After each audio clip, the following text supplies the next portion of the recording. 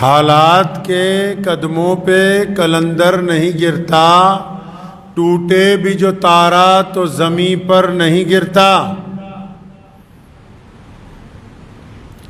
حالات کے قدموں پہ قلندر نہیں گرتا، ٹوٹے بھی جو تارا تو زمین پر نہیں گرتا۔ گرتے ہیں سمندر میں دریا تو بہت سے، لیکن کسی دریا میں سمندر نہیں گرتا۔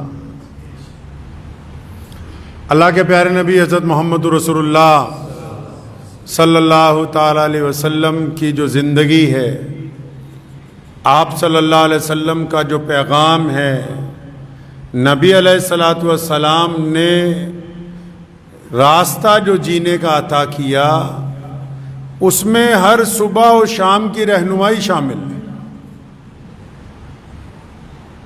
جس طرح ضرورت پڑنے پر ڈاکٹر الگ الگ دوائیاں تجویز کرتا ہے، اسی طرح اسلام نے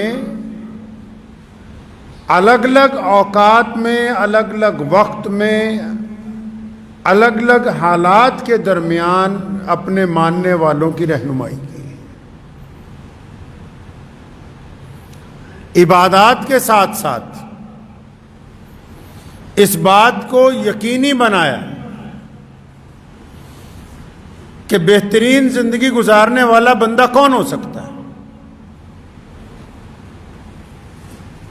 ہمارے پیارے نبی حضرت محمد رسول اللہ صلی اللہ تعالی علیہ وسلم کی اگر ہم زندگی دیکھتے ہیں تو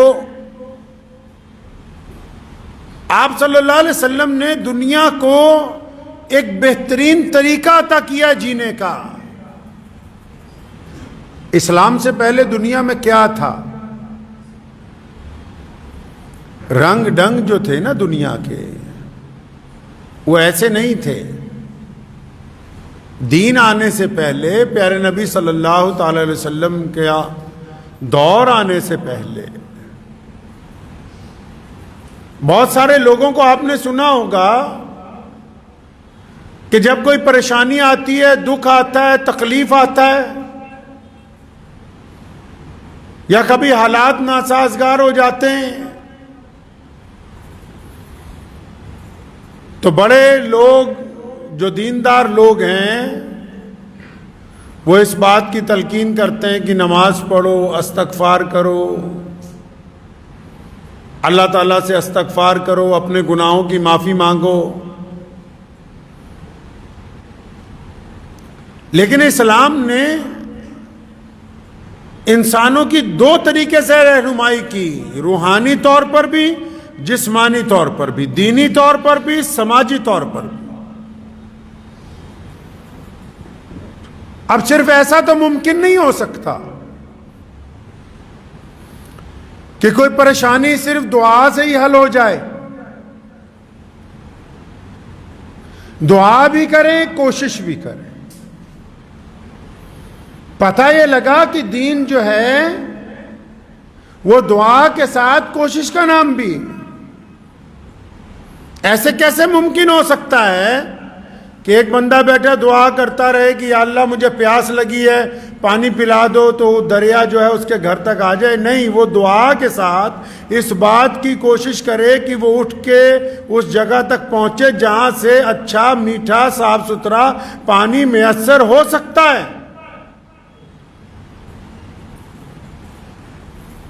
اگر ہم پہلے کے حالات دیکھتے ہیں تو دنیا میں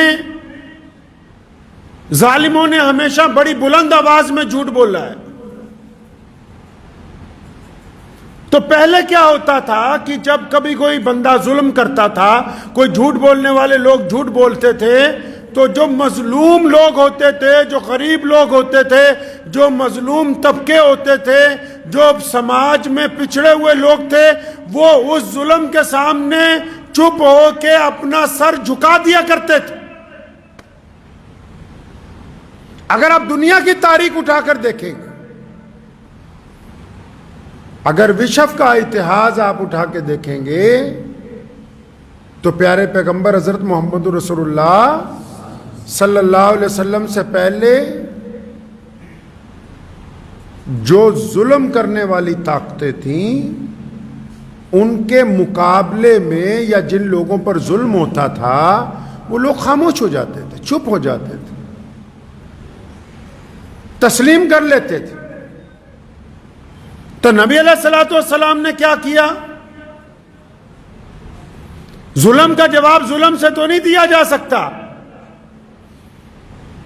جھوٹ کا جواب جھوٹ سے نہیں دیا جا سکتا، بے ایمانی کا جواب بے ایمانی سے نہیں دیا جاتا، ریاکاری کا جواب ریاکاری سے نہیں ہوتا، گھمنڈ کا جواب گھمنڈ نہیں ہوتا۔ اب جو پلڑا ہی پہلے برابر نہ ہو، ایک طرف طاقتور لوگ ہوں دوسری طرف کوئی کمزور طبقہ ہو، تو پلڑا تو برابر نہیں نہ ہو سکتا۔ لیکن ہمارے پیارے نبی صلی اللہ علیہ وسلم نے یہ تربیت کر دی انسانوں کی کہ پہلے دور میں جو رواج چلتا آ رہا ہے کہ ظالم جب ظلم کرتا ہے مظلوم سر جھکا دیتا ہے اور مظلوم اس کے آگے گھٹنا ٹیک دیتا ہے، مظلوم ظالم کے آگے چپ ہو سکتا ہے، لیکن پیارے نبی علیہ السلام نے یہ رواج ڈالا کہ اگر ظلم ہو تو ٹھیک ہے کہ ظلم اگر ہو گیا کوئی بات نہیں، لیکن ظلم کے آگے گردن نہیں جھکائی جا سکتی ہے۔ یہ فرق آ گیا، مظلوموں کو ایک راستہ عطا کیا اور دعا کے ساتھ کیا کہا کہ فرمایا ہمت اور صبر سے اللہ کی مدد مانگو۔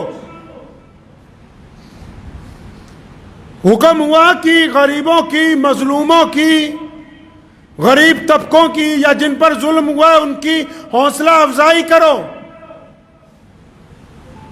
تو پتہ یہ لگا کہ پوری دنیا میں ایسے لوگ جو کہ پریشان حال ہوں اگر، تو پریشان حال لوگوں کی پہلی مدد یہ ہوتی ہے کہ ان کو ڈرایا نہ جائے بلکہ ان کی حوصلہ افزائی کی جائے۔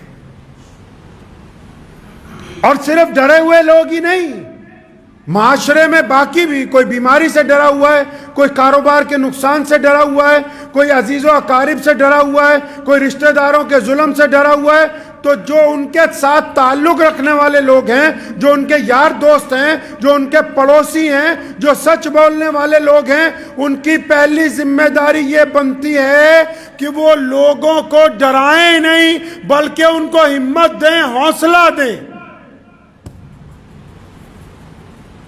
کیونکہ پریشانی کے دور میں، مشکل کے دور میں اگر بہترین پناہ کوئی ہوتی ہے تو وہ انسان کے دل کی طاقت ہوتی ہے۔ اور جب ساتھ والا، کوئی اس کا دوست، کوئی اس کا پڑوسی کسی کی ہمت توڑ دیتا ہے تو وہ صرف اس کی ہمت نہیں توڑتا بلکہ اس کے ذہن کا، اس کے دل کا، اس کے جسم کا، اس کے کاروبار کا، اس کے خاندان کا نقصان کرتا ہے۔ تو شریعت نے تو صرف یہ نہیں کہا کہ آپ دعا کریں بلکہ یہ بھی کہا کہ مظلوموں کی ہمت افزائی کرنی ہے، چاہے مظلوم کسی بھی قوم سے تعلق رکھتے ہو، چاہے ان کا مذہب کوئی سا ہو، چاہے ان کی ذات کوئی ہو، چاہے ان کا رنگ کیسا ہی کیوں نہ ہو۔ یہی تو فرق ہے ظلم میں اور حق پرستی کے اندر، کہ ظالم جب ظلم کرتا ہے تو اس کے دل میں خوف نہیں ہوتا، حق پرست جب مدد کے لیے نکلتے ہیں تو پھر وہ اپنے اور پرائے کی تمیز نہیں رکھتے اس کے اندر۔ تو پہلی بات تو یہ ہمیشہ ذہن نشین رکھیں کہ اللہ نے قرآن پاک میں وعدہ کیا کہ ہر مشکل کے بعد آسانی ہے،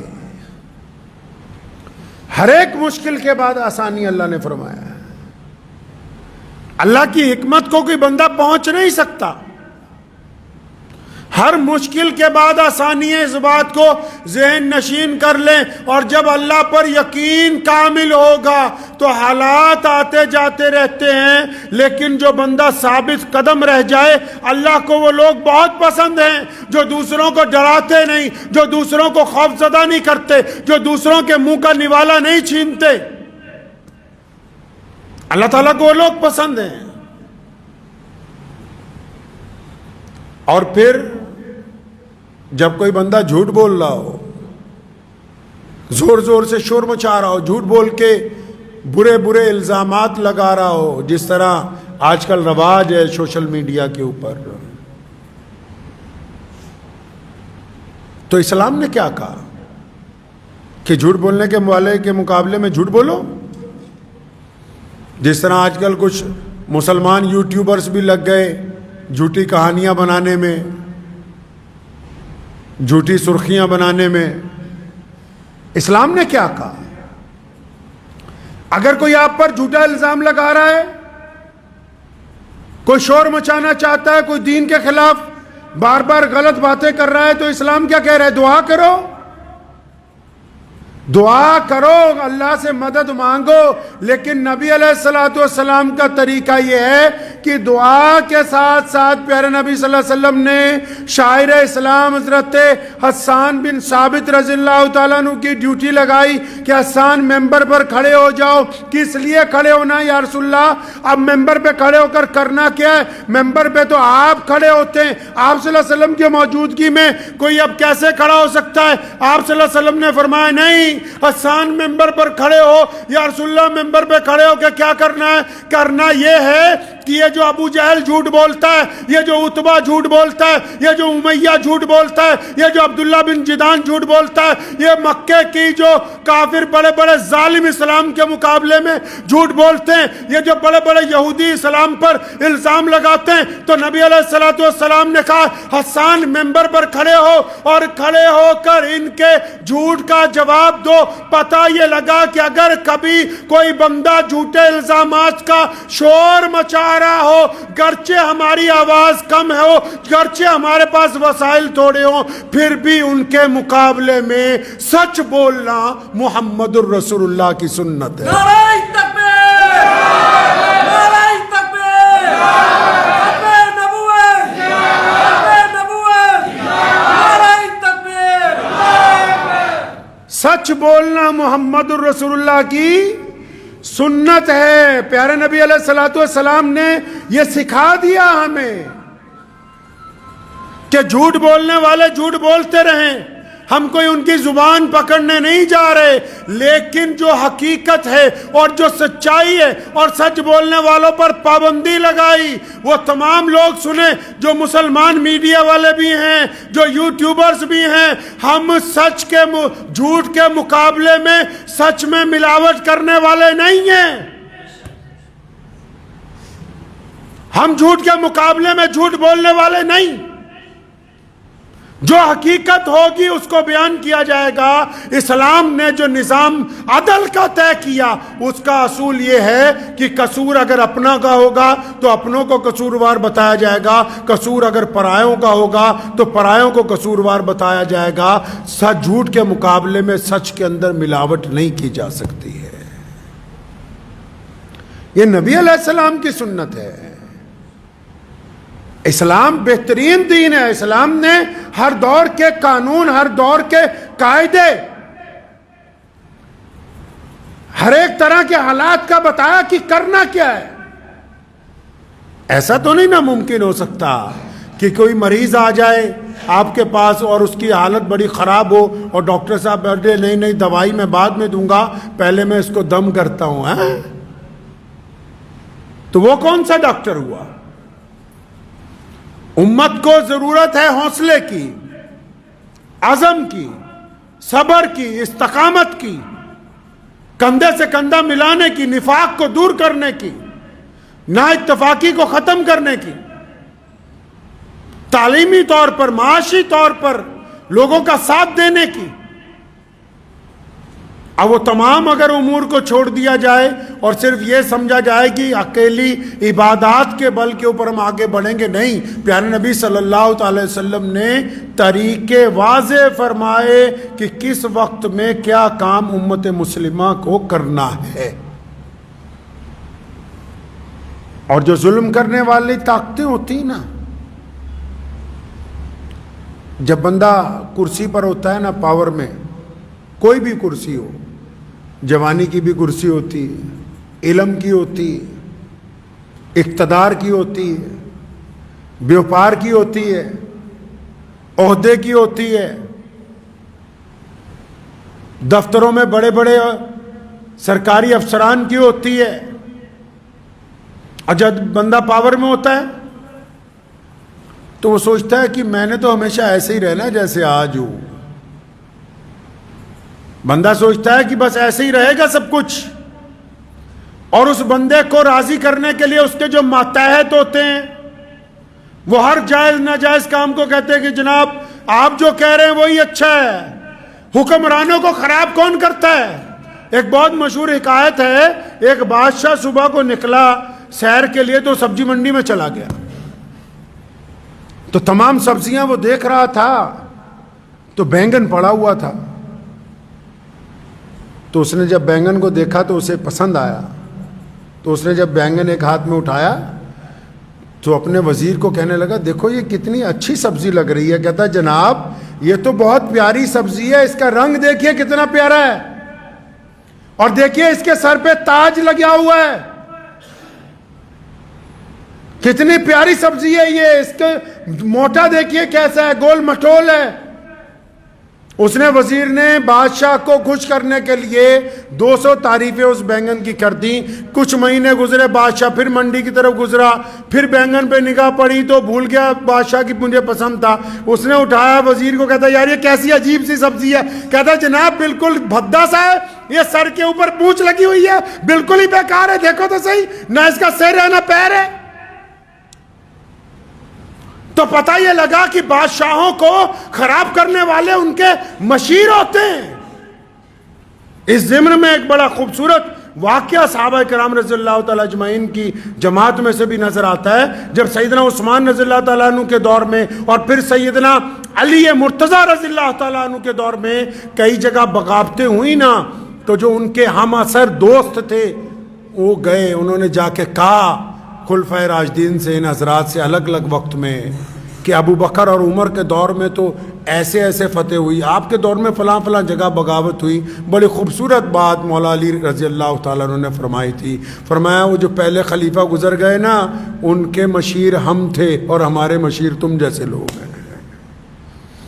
یعنی وہ جو ان کی فتوحات ہیں، سیدنا ابو بکر رضی اللہ تعالیٰ عنہ کی، عمر فاروق رضی اللہ تعالیٰ عنہ کی، عثمان ذی النورین کی، وہ ساری مولا علی کرم اللہ وجہ کی تمام مشوروں کے اوپر ہیں، ان کی باتوں کے اوپر ہیں. کیونکہ جن کے پاس مشیر بڑے اعلیٰ ہوتے ہیں، جن کے ایڈوائزر بڑے اچھے ہوتے ہیں، ان بادشاہوں کا، ان حکمرانوں کا بڑا نام ہوتا ہے. اور جن کے مشیر خراب ہوتے ہیں ان کے حکمرانوں کا نام اچھا نہیں رہتا ہے.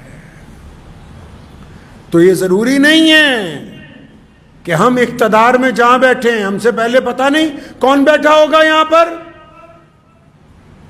اور جو لوگ ظلم کرتے ہیں، ظلم صرف بڑی بڑی حکومتیں ہی نہیں، جو گھروں میں بھی ظلم کرتے ہیں، جو کاروبار میں ظلم کرتے ہیں، جو مزدوروں پہ ظلم کرتے ہیں، جو ناجائز کسی کو تنگ کرتے ہیں، وہ جب ظلم کرتا ہے نا بندہ، وہ سوچتا ہے بس میں ہی ہوں، آگے پیچھے تو کوئی ہے نہیں، سارے لوگ میرے ساتھ ہیں.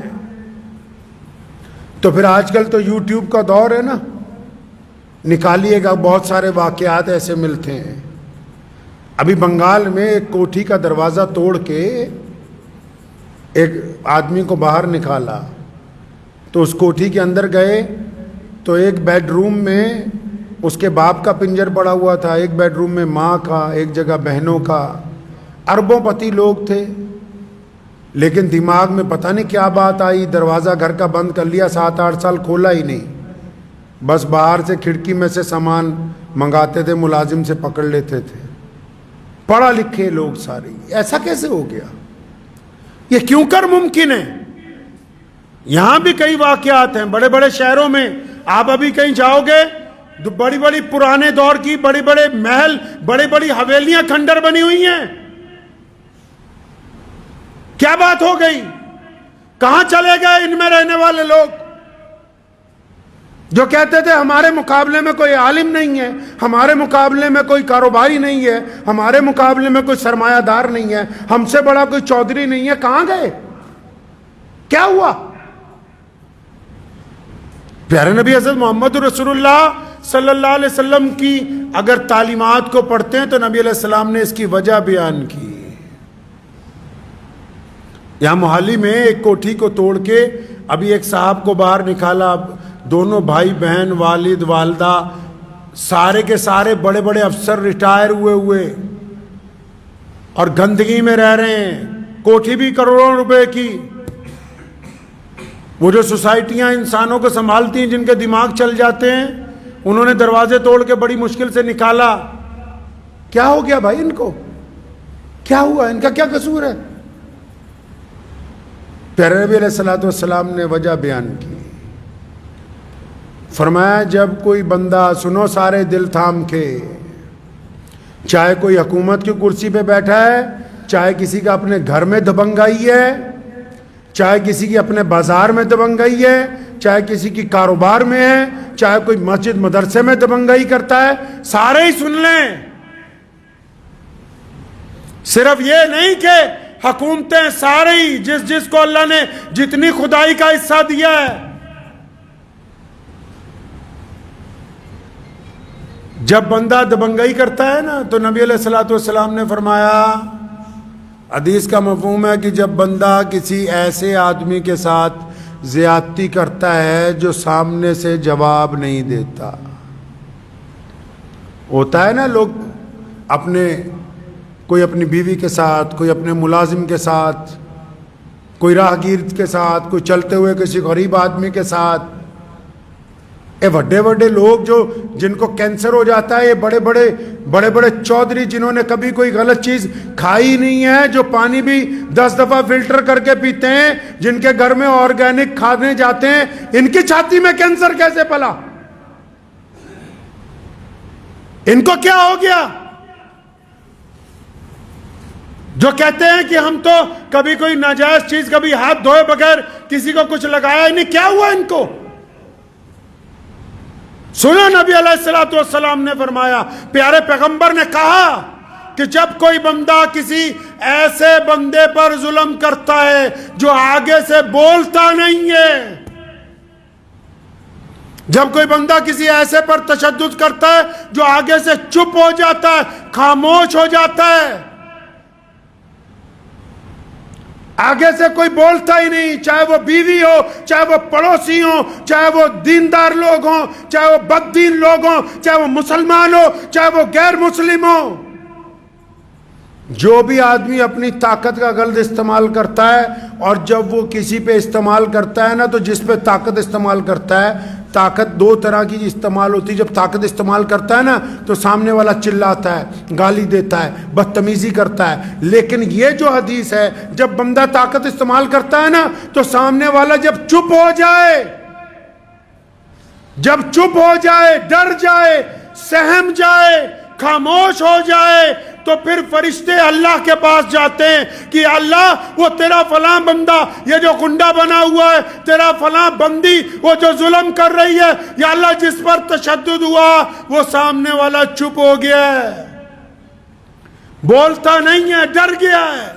اس لیے ڈر گیا ہے، وہ سمجھتا ہے کہ بولوں گا تو تھپڑ نہ مار دے، بولوں گا تو قتل نہ کر دے، بولوں گا تو مجھے تشدد کا نشانہ نہ بنائے، بولوں گا تو میری بے عزتی نہ کرے. جب گنڈا بندہ دبنگائی کرتا ہے نا کسی ایسے بندے پر جو اتنا مظلوم ہوتا ہے، اتنا وقت کا مارا ہوا ہوتا ہے نا، چپ ہی ہو جاتا ہے، بالکل خاموش ہو جاتا ہے نا. فرشتے حق تعالیٰ کو کہتے ہیں کہ الہی، اے رب العالمین، تیرا فلاں بندہ تو بالکل چپ ہو گیا، بالکل خاموش ہو گیا، ڈر گیا. سنو پھر کہاں سے کام خراب ہوتا ہے ظلم کرنے والے کا. جب ظلم سہنے والا بالکل چپ ہو جاتا ہے تو رب جس نے یہ دنیا بنائی، وہ الہ جو کائنات کا مالک ہے، وہ دنیا کے لوگ جس کو ایشور کہتے ہیں، جس کو ہم اکال پرخ کہتے ہیں، وہ خدا جو تمام کائنات کا پالنہار ہے، جب بندہ چپ ہو جاتا ہے نا، پھر اللہ فرشتوں کو کہتے ہیں اچھا وہ سامنے والا میرا بندہ گھبرا گیا، سہم گیا، ڈر گیا، چپ ہو گیا، تو اچھا اٹھاؤ قلم، لکھو اب جو یہ ڈر گیا ہے اس کی طرف سے بدلہ اس کا رب لے گا. اور جب رب بدلہ لینے پہ آتا ہے بندے کی مت مار دیتا ہے، دنیا کی کوئی طاقت پھر اس کا ساتھ نہیں دیتی ہے. انسان کی مت مار دیتا ہے خدا، پھر چنگی کوٹھیاں ویران ہو جاتی ہیں، کاروبار اجڑ جاتے ہیں، جوانیاں برباد ہو جاتی ہیں، جسم میں روگ پیدا ہو جاتے ہیں. یہ ایسے نہیں ہوتے، یہ ظلم کی وجہ سے ہوتے ہیں، یہ ناک ستانے کی وجہ سے ہوتے ہیں، کسی کا ناک مال دبانے کی وجہ سے ہوتے ہیں، کسی کی ناک جائیداد پہ قبضے کی وجہ سے ہوتے ہیں. یہ کیا سمجھتا ہے کہ میں نے تو کوئی غلط چیز کھائی نہیں، میں کیسے بیمار ہو گیا؟ ارے جن پر ظلم کیا، مظلوم کی آہ میں اور اللہ کے درمیان کوئی پردہ ہے ہی نہیں.